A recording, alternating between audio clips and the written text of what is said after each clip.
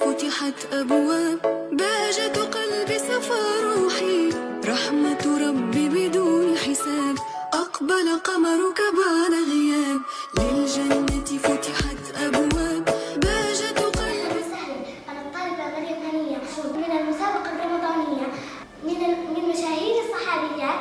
أسلمت في مكة قديما هي وزوجها ياسر بن عامر وابنها عمار بن ياسر، وهم من السابقين الأولين في الإسلام، وهي سبعة أظهروا إسلامهم من غير بني هاشم. لقيت رضي الله عنها أصنافا من العذاب لترجع عن دينها حتى ماتت، وهي أول شهيدة في الإسلام. فمن هي؟